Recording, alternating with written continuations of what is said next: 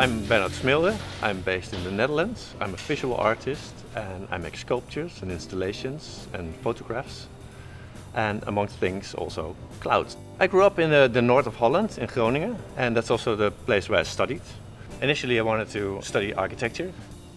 I'm a bit impatient and I wanted to build right away, so I thought I'd start with art school, do it for a year, see if it's something for me, and then I was really at my place. I thought, okay, this is it. This is what I want to do. I became an artist. And I was a bit surprised to be asked for this commission, I mean, as a European, and also be honored to symbolize this idea of an American dream, because it's all about an idea and what we could project on something. The American dream for me is something we grew up with. It's on the other side, it's this idea of if you work hard, everything is possible. This idea of, okay, if I want something, I could achieve it. For this commission, we also looked at spaces that bring about this idea of the 4 pillars. So we specifically look for spaces that have this reference, the education aspect, the health aspect, the financial aspect, and also the innovation aspect. And it also relates to the history, of course. All the spaces we worked in are totally different.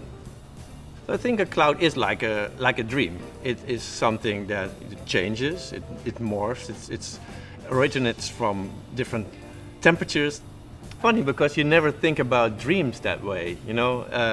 Of course, we worked around the association with dreams and what a dream could be or what a cloud could be, but you never think of what you should experience when seeing one or how you should reflect your own life to it.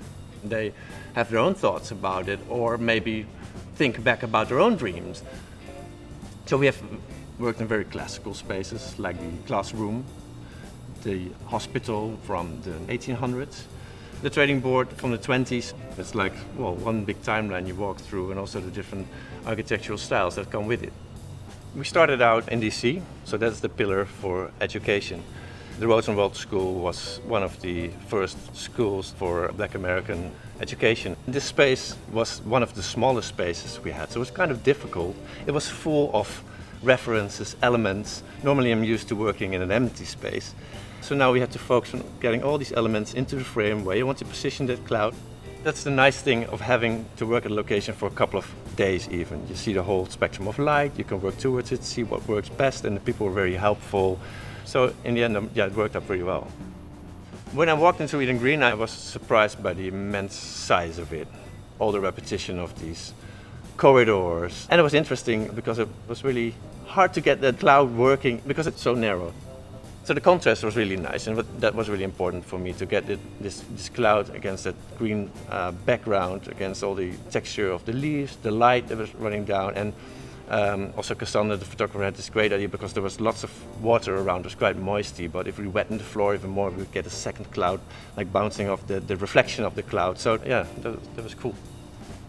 When we got to Philadelphia, we got to work in one of the oldest amphitheaters for surgery. Well, it was the Universal Hospital of Philadelphia. A very old, beautiful location. This was like a round space with a dome, and it was all about daylight because obviously in that time they didn't have any electrical lights. When I walked into the space, I realized the height of the space. I liked the idea that it was surrounding us, and so there was no central perspective in that sense. It would work really nice if I could capture that cloud just being behind, just underneath that blue dome to mimic the sky in a way. But we really worked around that light. Sometimes we just had to wait, okay, the sun is coming out now, there's a light, go now, and then we make the next cloud in order to capture this.